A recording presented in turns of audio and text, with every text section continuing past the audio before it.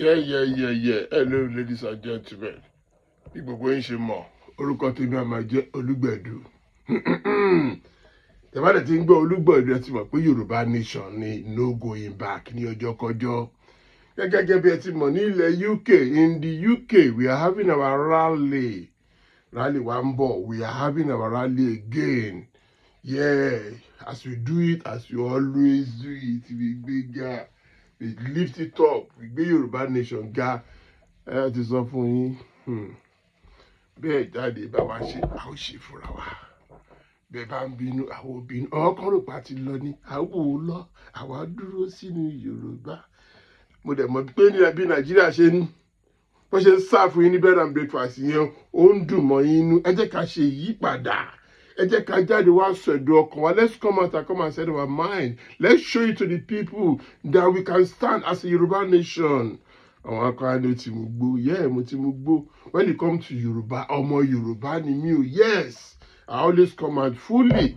We can stand on our own. And one of the things we can do is to come out and make our own announcement, our rally, show our body. Sherry, Baba ṣe pọ̀ sí bẹ́ẹ̀. Bẹ́ẹ̀ ni wọ́n ṣe máa believe wa, but ẹ bá join wa, ẹ má worry. Tẹ́ bá ṣe dán ọmọ wa gbé. But àwa sọ pé a ṣe títí wa. Bàbá wa Ìgbòho ń bọ̀ o. Ìgbòho ìsìntàn náà ń bọ̀ ń join. Ó dẹ̀ máa ṣe bá dé a day before ẹ join wa. Ní on the 12th of October, ẹ pàdé wa. Ẹ pàdé wa ń bẹ̀ o. Gbogbo apátápátá ní BBC broadcaster. Ẹ mọ ibi tó wà ní W1A 1AA. Ẹ join wa. Ẹ fún ẹni tó bá fẹ́ mọ̀ mọ́, ẹ lè pe Kóyìkì, ẹ kẹ́ pè mí, ọ̀kẹ́ pé Àjíà, ẹ kẹ́ pé Bọ̀dá Fàtáì, ọ̀kẹ́ pé World Yoruba Media wá fún yín ní full information. But èmi gẹ́gẹ́ bí ẹnìkan bí ẹ ti mọ̀ Olúgbẹ̀dù, tó bá ti di Yorùbá nation kí mi èfi ṣeré, rally ló ń bọ̀ yìí o. Àwọn kan sọ pé a máa ń fi Yorùbá rally ṣe business ni.